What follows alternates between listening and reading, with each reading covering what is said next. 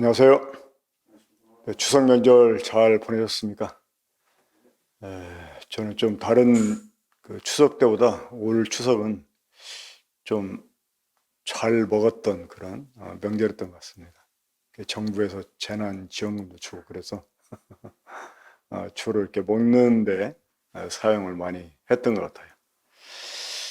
우리 함께 기도하고 하나님 말씀 듣는 시간 갖도록 하겠습니다. 기도하겠습니다. 살아계신 아버지 하나님, 어저께나 오늘이나 영원토록 참 회전하는 그림자도 없이 동일하신 아버지 하나님, 과거의 에스겔을 통해서 말씀하신 하나님이 지금도 이 강단에서 또 친히 말씀해 주시옵나이다. 저희들은 다만 주님의 스피커에 지내지 않사오니 주께서 저희들 속에서 말씀해 주시고, 이 말씀을 들을 때 옛적 에스겔 선지자 시대 때 유대인들처럼 완악한 마음을 갖지 않게 해주시고, 겸비한 마음으로 우리 자신을 돌아보고 참 베풀어 주시는 주의 은혜에 대해서 정말 깊게 감사하고 겸손하게 회개하여 참 주님의 그 부흥을 누릴 수 있는 저희가 되게 주시기 원합니다. 이 저녁 주를 기대합니다. 주님 말씀해 주시고 또 말씀 듣는 사랑하는 모든 성도들의 심령 가운데 함께 주시길 바랍니다. 이 모든 것을 주 예수 그리스도 이름으로 기도합나이다. 아멘. 네, 오늘은 에스겔 37장 공부하는 날인데, 이 에스겔 37장은 아마 에스겔서에서 가장 잘 알려진 그런 장이 아닌가 생각을 합니다. 그 골짜기에 마른 뼈들이 하나님 말씀을 대화하는 그 에스겔 선지자의 말을 듣고 뼈들이 이렇게 하나로 연결되고 또 힘줄이 생기고 또 살이 덮이고 가죽이 덮이고 또 사방에 생기가 이렇게 불어 들어와서 큰 군대를 이루게 되는, 다시 말하면 완전히 이렇게 죽은 자 같았던 이스라엘이 다시 나라로 이렇게 재건되는 그러한 이제 예언을 이렇게 보여주는 그런 말씀이죠. 이 말씀이 아마 이 부흥 강사들한테도 많이 이렇게 사용되는 그런 그 말씀 같아요. 에스겔 37장이. 그래서 이 에스겔 37장은 다른 장보다는 좀 더 쉽게 그리고 재미있게 우리가 공부를 할 거라고 생각을 합니다. 지난주에 이 36장 우리 공부했었죠. 정말 36장에서는 그동안 모든 그 암울함으로 이어져 왔던 이 에스겔 그 공부를 새로운 희망으로 이렇게 바꾼 장이 아닌가 이렇게 생각을 합니다. 하나님께서 유대인들 마음에 그 굳은 것들을 이렇게 제해버리고, 돌 같은 굳은 마음들을 제해버리고 새로운 영을 또 새로운 마음을 이렇게 주시는, 사실 이 에스겔 36장 같은 경우는 이제 하나님이 새로운 부흥을 주시겠다는 그런 말씀이지 않습니까? 정말 이렇게 오히려 처음 구원받을 때보다 더 통렬한 회개가 수반되어야지만 이런 그 부흥에 이르지 않나 이렇게 생각을 합니다. 정말 처음 구원받을 때와 같은 이런 은혜가 우리에게 필요했고, 하지만 그런 은혜를 우리가 이제 받아 누리기 위해서는 더 통렬한 어떤 회개가 필요했다고 생각을 합니다. 구원받을 때 우리가 하나님의 은혜를 이제 입게 되면 그때는 그냥 감사가 더 클 수가 있습니다. 또 우리가 회개한다고 해도 죄를 죄로 여기지 않는 이런 상태에서 이제 우리가 회개하게 되니까 어쩌면 그 죄에 대한 그 회개가 그렇게 막 통렬하지 않을 수는 있습니다. 하지만 이제 우리가 구원받고 난 이후에 침체되고 또 우리가 하나님 앞에서 잘못 행해가지고 또 징계를 당하고 이제 그러다가 우리가 이제 이 부흥을 다시 힘입게 되면 그때는 우리가 지은 죄가 어떤 죄인지를 더 깊게 알게 되기 때문에 더 통렬하게 회개에 이르게 될 거라고 이렇게 생각을 합니다. 그런 이제 하나님이 이스라엘에게 주시는 그 부흥이 이제 어떻게 그 이스라엘 가운데 구체적으로 임하게 되는지에 대해서 이 37장에 이렇게 보여줍니다. 자, 하나님께서 이 에스겔을 한 골짜기로 데려갑니다. 물론 아마 이 골짜기는 그 환상 중에 본 골짜기라고 생각을 합니다. 자, 그 골짜기에 이 마른 뼈들이 아주 굉장히 많았습니다. 자, 그런데 하나님께서 에스겔 선지자에게 대뜸 이 뼈들이 살겠느냐라고 물어보십니다. 자, 이때 우리가 하나님께 어떻게 대답을 해야 될까요? 저는 이 37장을 통해서 좀 크게 이 세 가지 교훈을 우리가 집중적으로 생각했으면 좋겠다라고 이제 생각을 합니다. 첫째는 이제 이것인데, 그 하나님께 우리가 말할 때 상당히 좀 주의해서 말해야 된다고 하는 것. 또 하나님께만 아니라 우리가 하나님 앞에 사는 사람이라면, 지난 주일날 메시지 주제가 코람데오, 하나님 앞에서 했지 않습니까? 그 하나님 앞에서 사는 사람들이 말을 어떻게 해야 되는지에 대해서 우리가 이제 이 부분 좀 교훈을 받을 수 있겠다고 생각을 합니다. 자, 하나님께서 에스겔에게 인자야, 이 뼈들이 능히 살 수 있겠느냐? 이렇게 물어보셨어요. 자, 그때 에스겔이 뭐라고 대답했습니까? 주 여호와여, 주께서 아시나이다. 자, 무슨 대답이 이렇습니까? 살겠느냐? 물어봤으면 살겠는데요? 아니면 글쎄요, 살 수 있을까요? 이렇게 말해야 되는데 주께서 아시나이다 라고 에스겔이 대답을 합니다. 자, 이 대답은 참으로 지혜로운 대답이었다고 생각을 합니다. 자, 인간적으로 보면 절대 살 수가 없죠. 그렇죠? 자, 이 뼈들은 11절에 보면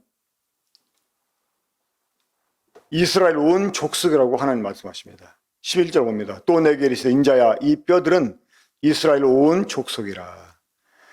그들이 이르기를 우리의 뼈들이 말랐고 우리의 소망이 없어졌으니 우리는 다 멸절되었다 하느니라. 그러니까 인간적으로 보면 절대 살 수 없는 거죠. 그러니까 이 골짜기에 뼈들이 아주 가득한데 이 뼈들이 아주도 심히 말랐어요. 그리고 다 부분 분리되어 있었어요. 자, 그런 뼈가 살 수 있겠습니까? 절대 살 수 없죠. 하지만 하나님은 죽은 자를 살리시고 없는 것을 있는 것처럼 부르시는 하나님이시기 때문에 또 하나님이 살린다고 하면 살 수가 있습니다.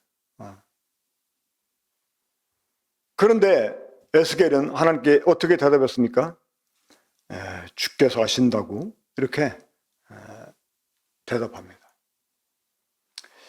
제 아내가 췌장암 이제 말기 투병생활 할 때 저는 하나님께 주님 주께서 고쳐주실 것을 믿습니다라고 결코 기도할 수 없었습니다. 왜냐하면 그거는 그냥 내 스스로 내가 그렇게 바라는 바람일 뿐이지 사실 하나님이 고쳐줄 수 있죠. 하지만 하나님이 고칠 수 있는 능력이 있지만 하나님이 고쳐주셔야지만 고쳐질 수 있는 거잖아요. 그렇죠? 하나님이 고쳐주려고 하는 의지를 가지고 하나님이 그 일을 시도해야지만 고쳐질 수 있는 거죠. 하지만 하나님이 만약에 고쳐준다 하면 믿습니다 이렇게 대답할 수 있지만 하나님이 고쳐주실지 안 고쳐주실지 또 기도할 때 그런 마음이 들어요. 아니 왜 이렇게 고쳐달라고 하기 전에 이런 병이 안 걸리게 하면 되지 않나? 이런 생각을 해봐요. 혹시 이런 병을 통해서 하나님을 경험하게 하시려고 하는가? 이런 이제 생각도 있지만 고쳐주시기 전에 아예 안 걸리게 했으면 더 낫지 않았을까? 또 이렇게 이 병이 들겠다면 하나님이 뭐 뜻이서 데려가시려고 하는 건가? 이제 이런 생각하기도 하고, 하나님의 전능하심을 믿지 못해서가 아니라, 이 하나님의 능력을 믿지 못해서가 아니라 하나님의 마음을 모르기 때문에 우리가 이러쿵저러쿵 확신 있게 대답할 수 없다고 하는 것입니다. 이 뼈들이 능히 살겠느냐? 이 말은 이스라엘이 다시 재건이 되겠느냐 하는 말과 같은 말이죠. 자, 우리 군포 번능교회가 부흥하겠습니까? 이것은 우리는 결코 할 수 없습니다. 이러쿵저러쿵 우리가 뭐라고 말할 수가 없습니다. 하지만 하나님의 의지가 있다면 하나님은 그렇게 하실 수 있으십니다. 그래서 이 에스겔은 뭐 산다, 못 산다 이렇게 대답한 게 아니고 주께 사신다고. 이거는 주님의 의지에 달려있는 거라고 이렇게 말씀하십니다. 그들을 망하신 분도 하나님이기 때문에 그들을 다시 일으켜 재건하게 하는 분도 하나님이십니다. 하지만 하나님이 그런 마음을 갖고 있는지가 중요한 것입니다. 자, 이 하나님 앞에서 말하는 거에 대해서 이제 나온 김에 좀 그 유다서에 있는 말씀 생각해 보겠습니다.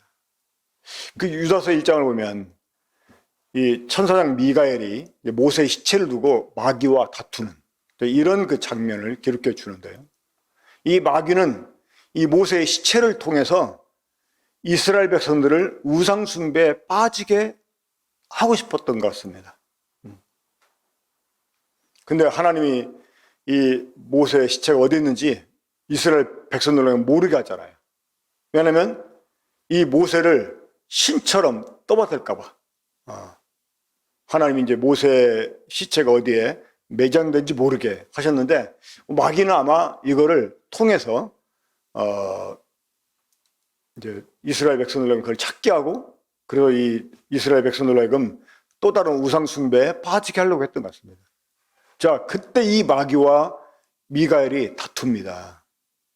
그러면 이 마귀, 우리 때때로 마귀 새끼 막 이러잖아요. 이 마귀니까 함부로 막 말해도 되잖아요. 그렇잖아요. 이런 마귀 막 하면 막 미가엘이 그럴 수도 있는데 미가엘이 뭐라고 말했습니까? 주께서 너를 책망하시리라 이렇게 말합니다. 그러니까 하나님 앞에서 미가엘이 비록 상대가 마귀였지만 그 마귀의 어땀을 따라서 막 상스럽게 막 이렇게 막 그 혈기를 토해내면서 화를 발하면서 그 아주 막 쌍욕을 한 게 아니라 주께서 너를 책망하시리라 이렇게 말합니다. 그러니까 그 높으신 하나님 앞에서 함부로 자기 자신이 자기 한계를 넘어서는 말을 하지 않으려고 했다고 하는 것입니다. 그런데도 이 악한 자들, 유다서 1장에 나와 있는 그 사이비 이단들이 있어요. 이 사람들은 그냥 막 거침없이 말을 합니다. 거침없이. 이 하나님을 의식하는 사람이라면 말을 함부로 해서는 안 됩니다.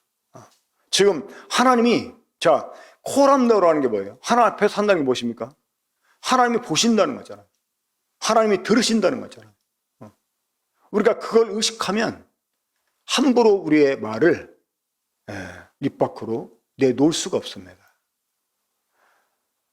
우리가 집에 좀 이제 어려운 손님이 이렇게 오셨을 때, 아이들이 갑자기 손님이 오셨는데도 막 장난하고 막 떠들고 막 말짓 부리고 그러면 그런 손님 없으면 막 아이들한테 큰 소리 치면서 막 혼내고 그럴 수가 있지만 그 어려운 손님이 계시면 그분을 의식해가지고 아이들한테 막 함부로 야단을 못 치잖아요. 화를 참기는 참겠지만 애들한테 가만히 있어라, 너 저쪽 가서 쏘라면 하면 좋은 식으로 이렇게 말을 타이르잖아요. 그러니까 우리가 하나님을 의식한다면, 하나님의 눈을 의식하고 하나님의 귀를 의식한다면 우리가 말을 함부로 해서는 안 된다고 하는 거예요.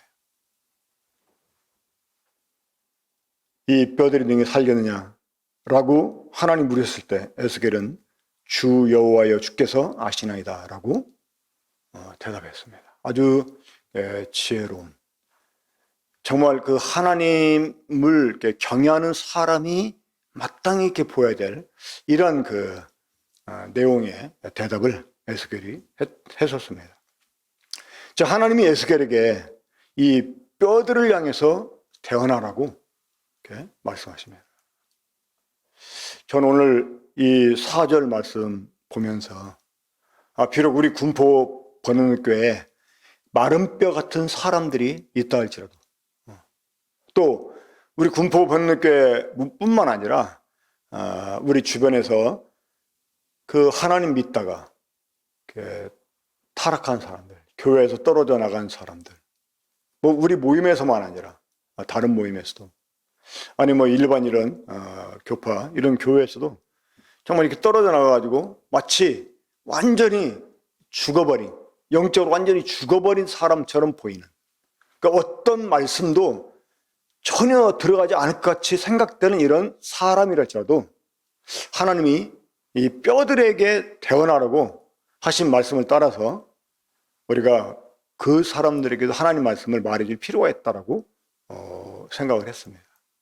특별히 하나님이 그들을 회복시켜 주실 거라고 하는 이런 그 희망의 메시지. 그러니까 이 구원받지 못한 사람들에게 이 구원의 복음을 전하는 것처럼 이들에게 이 부흥의 메시지를 전할 필요가 있다라고 생각했습니다. 자, 하나님께서 이 뼈들에게 뭐라고 말씀하게 하셨습니까? 5절에 보게 되면 주 여호와께서 이 뼈들에게 같이 말씀하시기를 내가 생기를 너에게 들어가게 하리니 너희가 살아나리라. 자, 이 생기는 그 뒤에 보면 이 하나님의 영인 것을 보게 됩니다. 이 하나님의 그 생명의 숨, 이게 이제 그 생기인데, 이 생명의 숨은 이제 여기에서는 그 하나님의 영을 이렇게 가리켰어요. 근데 하나님의 영이 사람들에게 들어가기 전에 필요한 게 있습니다. 6절에 보게 되면 너희 위에 힘줄을 두고, 자, 이것은 이 힘줄은 뼈 위에 가장 먼저 딱 이렇게 붙어 있는 소위 그 코어 근육 같은 거죠. 코어 근육. 인대라고 말하죠. 인대. 그 힘줄을 두고 거기에 살을 입히고 가죽을 덮고, 이런 다음에 이제 그 생기를 이렇게 넣어서 그들을 살려주시는데, 그 에스겔이 하나님 말씀을 따라서 뼈들을 향해서 태어나니까 이 여기저기 흩어졌던 뼈들이 이렇게 서로 이제 짝을 맞춰서 딱 맞춰지게 되고, 그리고 거기에 인대가 이렇게 생기고 살이 생기고 가죽이 생기게 됩니다.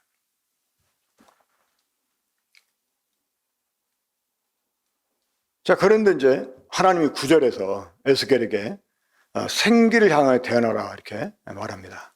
자, 9절 읽겠습니다. 또 내게 이르시되 인자야 너는 생기를 향하여 태어나라. 생기에게 태어나 이르기를 주 여호와께서 이같이 말씀하시기를 생기야 사방에서부터 와서 이 죽음을 당한 자에게 불어서 살아나게 하라 하셨다 하라. 이 생기가, 자, 원래 이 생기는 하나님의 그 숨이잖아요. 하나님의 숨. 근데 이 생기가 사방에서부터 온다라고 이렇게 말씀했습니다. 사방에서부터 온다.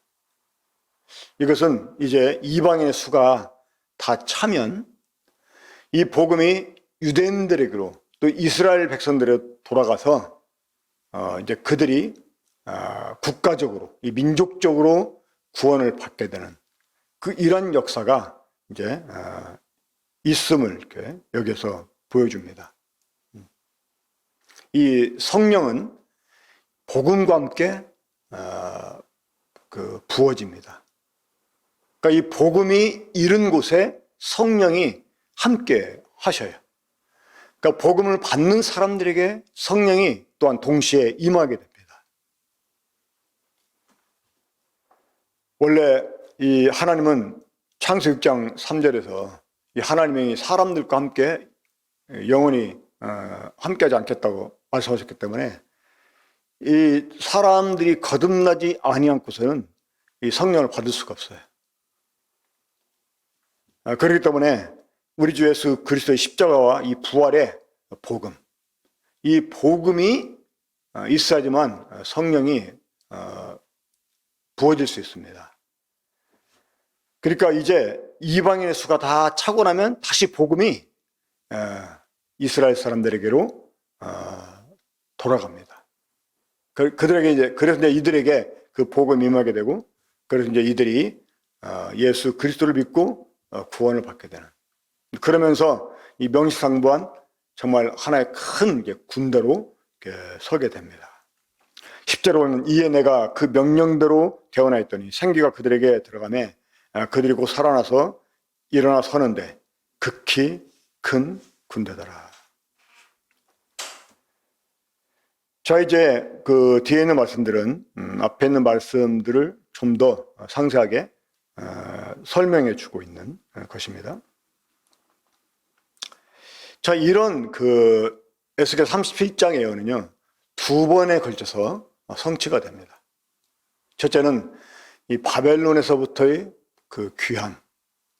그러니까 이 바벨론에 의해서 그들의 왕도 이렇게 포로로 잡혀가고, 많은 방백들이 포로로 잡혀가고, 또 그 포로로 끌려간 많은 백성들은요, 이곳저곳에 흩어져서 살게 되었습니다.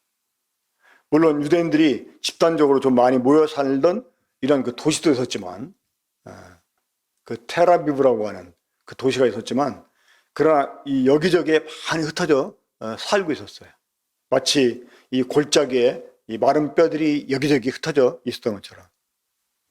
그런데 하나님께서 이제 그 정하신 때에 그들을 그 있던 자리에서 다시 예루살렘에 돌아오게 해서 다시 이 유대 왕국은 아니었지만 유대 그 민족계 그 어떤 그 이제 집단을 이렇게 이루게 해 주십니다. 그러니까 1차적으로는 이렇게 이루어졌습니다. 하지만 이제 2차적으로는 어떻습니까? 우리 주 예수 그리스도의 재림으로 인해 가지고 이게 완벽하게 이루어지게 됩니다. 이 북왕국 이스라엘이 아시리아에게 멸망을 당하고 남왕국 유다가 바벨론의 멸망을 당했지 않습니까? 그때는 이제 두 나라였었죠. 하지만 우리 주 예수 그리스도의 그 재림 후에는 이제 이스라엘이 남쪽, 북쪽으로 나눠진 게 아니라 한 그 왕국으로서 한 왕의 통치를 이렇게 받게 됩니다. 자, 지금도 많은 사람들이 이스라엘 사람들 가리켜 유대인이라고 말합니다. 유대인. 이제 물론 최종적으로 그 로마 시대까지 그 유다가 있고 또 이제 로마에 의해서 멸망을 당했고 이제 그래서 그 계속 그때 이름이 지금까지 이어져 와서 유대인이라고 이렇게 말을 합니다만은 지금은 이제 이스라엘이라는 나라를 이렇게 이루었지 않습니까? 하지만 여전히 그 사람들을 유대인이라고 이렇게 말을 합니다. 그리고 아직도 그들에게는 이 생기가 지금 들어가 있지 않잖아요. 지금은 이스라엘이 그 전 세계에서 다 모여 들어가지고 뼈들로 맞춰졌고 인대나 살이나 가죽이 입혀진 상태에 있습니다. 지금은. 마을은 하나의 국가로 이렇게 재건이 됐지만 사실 그들에게는 아직 진정한 왕이 없지 않습니까? 그러니까 생기가 아직 들어가지 못한 것이죠. 그러니까 지금 이 에스겔 37장의 그 예언은 1차적으로 바벨론의 그 귀환으로 성취가 됐지만 이제 2차적으로 지금 성취돼 가는 과정이 있다, 이렇게 말할 수가 있습니다. 아까도 하나님 에스겔에게 그 뼈들을 향해 대언하고 했을 때 그 대언하니까 일단 뼈들이 맞춰지고 그 힘줄이 생기고 살이 입혀지고 가죽이 덮이고 그렇게는 됐었지만 생기는 들어가지 않았다고 말씀했지 않습니까? 그러니까 이제 단계적으로 지금은 가죽까지는 입혀져 있는 상태이죠. 지금은. 사실 그 영적으로는 그 하나님과 그리스도의 왕국으로서의 역할을 하지 못합니다. 하지만 우리 주 예수님께서 지상에 이제 다시 오시게 되면 그때 예루살렘을 중심으로 전 세계를 이렇게 우리 주님이 통치하시는데 그때는 이 지상왕국은 이스라엘 중심으로 우리 주님이 이 세상을 통치하시게 됩니다. 그러니까 그때 이 에스겔 37장의 예언이 완전하게 이루어지게 될 것입니다. 하나님이 그 에스겔에게 한번 보겠습니다. 15절부터 16절. 여호와의 말씀이 또 내게 임하여 이르시되 인자야 너는 막대기 하나를 가져다가 그 위에 유다와 그 짝 이스라엘 자손이나 쓰고 또 다른 막대기 하나를 가지고 그 위에 에브라임의 막대기 곧 요셉과 그 짝 이스라엘 온 족속이라 쓰고 그 막대기들을 서로 합하여 하나가 되게 하라. 내 손에서 둘이 하나가 되리라. 내 민족이 내게 말하여 이르기를 이것이 무슨 뜻인지 우리에게 말하지 아니하겠느냐 하거든 너는 곧 이르기를 주 여호와께서 이같이 말씀하시기를 내가 에브라임의 손에 있는 바 요셉과 그 짝 이스라엘 지파들의 막대기를 가져다가 유다의 막대기에 붙여서 한 막대기가 되게 한즉 내 손에서 하나가 되리라 하셨다 하고 사실 그 남쪽 유다가 바벨론의 멸망을 당하기 전에 이 북왕국 이스라엘은 그 아시리아 제국의 멸망을 당합니다. 그래서 이스라엘은 먼저 그 다른 그 지역으로 흩어지게 됩니다. 이제 그 후에 유다가 포로로 끌려가게 됐지 않습니까? 그런데 이 페르시아 때 이 고레스 황제가 이제 유다인들에게 그들의 이제 고토로 돌아가도록 이제 조치를 취하잖아요. 그때 주로 유대인들이 돌아왔지 북왕국 이스라엘 사람들은 별로 돌아오지 못했습니다. 아마 돌아왔어도 그들은 그 에스라나 느헤미야에 있는 것처럼 그 족보에는 이렇게 포함되어 있지 않았습니다.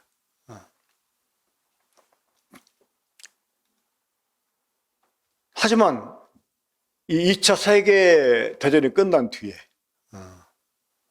이제 많은 그 나라들에서 이스라엘 사람들이 모여옵니다.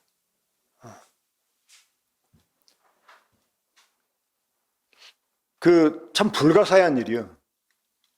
지금 이스라엘 땅에 살고 있는 사람들이 진짜 이스라엘 후손들인지 아닌지 그거를 문서적으로 증명하기는 힘들 것입니다. 그런데 이들은 그들만이 이제 가지고 있는 어떤 그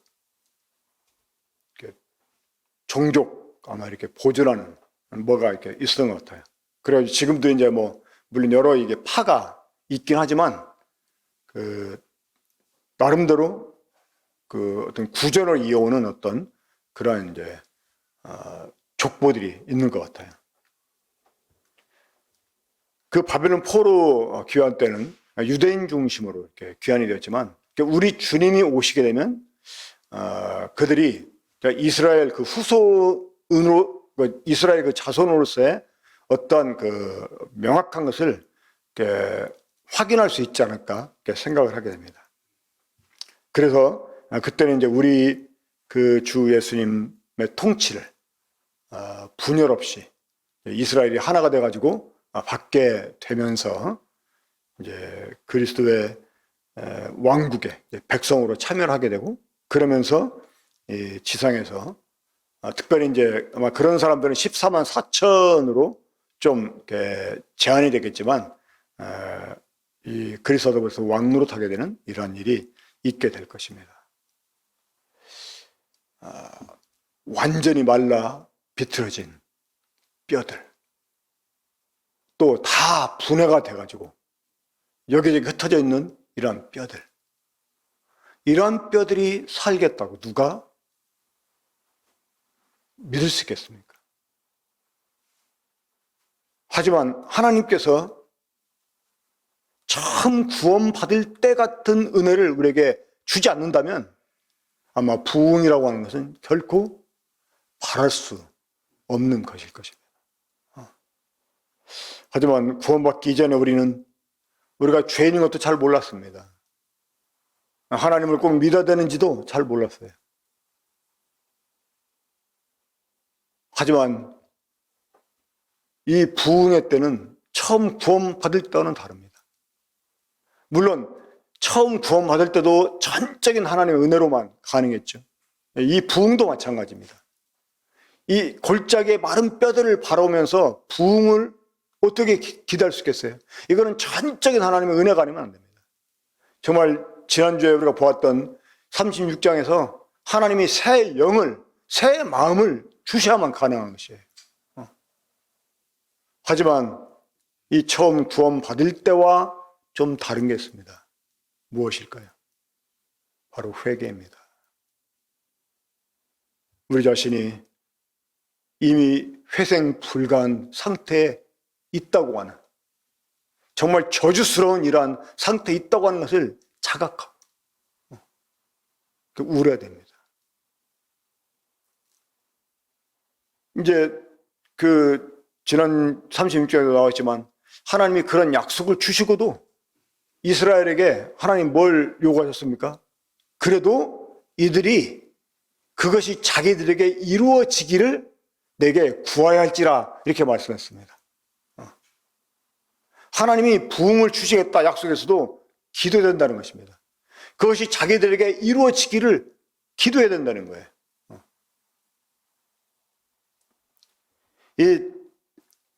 이렇게 표현해서 뭐합니다마는 이 자식들 가운데 가장 싸가지 없는 자식, 나를 왜 낳았냐고, 이럴 거면 왜 낳았냐고, 그렇게. 이런 사람들 괜히 부흥 줘봐야 왜 부흥 줬냐고, 이렇게 아마 따질지도 몰라요. 그렇기 때문에 정말 그 부흥이 되게 얼마나 절실하게 필요한지,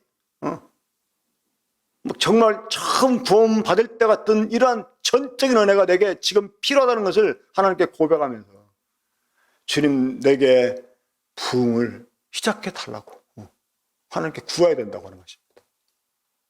그리고 이러한 부흥이 있기까지 정말 내 자신이 주님 앞에 범죄한 사실을 고백하고 완악했고 정말 순종하지 못했고 내 고집대로 행했고 내 욕심대로 행했고 이런 죄들을 자백하면서 정말 주님 앞에 이 부흥을 위해서 기도해야 된다고 주님 말씀하셨습니다. 에스겔이 본 이 마른 뼈들은 꼭 그 당시 유대인들만을 가리키는 것이 아니라 또 동일하게 영적으로 그것이 우리들의 모습이 아닌가를 생각해 봅니다. 어떨 때는 참 한숨이 나오고 탄식이 나오고 부흥이 아주 요연한 것처럼 그냥 한참 막 주님 안에서 이렇게 막 부흥하고 성장하고 했던 것은 그냥 이제 과거의 일이고 지금은 그것이 언제적 일이었는지 그때로 다시 회복이 될런지 정말 이렇게 암담해질 때가 있습니다. 이 마른 뼈를 바라보는 것 같은 이런 심정이 정말 있습니다. 하지만 우리가 오늘 에스겔 37장에서 보게 되는 하나님 모습, 하나님은 그럼에도 불구하고 그들에게 부흥을 주시기를 원했다는 것입니다. 그들에게 재건을 주시기를 원했다는 것입니다. 동일하게 우리들에게 그런 부흥을 주시길 위해서 우리가 함께 기도해야 되겠습니다. 우리 기도하고 마치겠습니다. 아버지 하나님, 마른 뼈들을 바라본 에스겔의 심정처럼 저희도 주님 앞에 이렇다 저렇다 아무것도 말할 수 없사옵나이다. 다만 주의 자비하심이 저희들에게 부흥을 주시고 우리를 다시 세우시겠다고 하는 그러한 의지를 가지시고 참 행하신다면 우리가 주 앞에서 살 수 있음을 믿게 됩니다. 주님, 정말 저희들에게 이 주의 부흥이 필요함을 고백합니다. 처음 우리가 주님 믿을 때 같던 그런 영적인 부흥을 저희들에게 주시길 원합니다. 이것을 잃어버린 저희들의 참 죄를 용서해 주시고, 주님 정말 저희들을 불쌍히 여셔서 이 마른 뼈 같은 저희들 다시 연합되게 해주시고, 다시 우리들에게 정말 힘줄과 살과 가죽이 다시금 정말 성령으로 충만함이 있게 해주셔서 하나님 나라의 큰 군대로 서게 되는 우리 군포 번능교회가 되게 해주시기 원합니다. 정말 우리 사랑하는 성도들 마음속에 이 부흥에 대한 갈망을 주시고 회개해 주시고 기독해 주셔서 정말 이 에스겔 37장이 실제 이스라엘에게만 이루어진 일이 아니라 또 지금 저희들에게도 일어나고 있는 일이라고 하는 것을 우리가 눈으로 보고 간증하며 주님을 찬양할 수 있게 주시길 바랍니다. 주신 말씀 감사드리며 주 예수 그리스도 이름으로 기도합니다. 아멘. 그러면 우리 주일날 뵙도록 하겠습니다.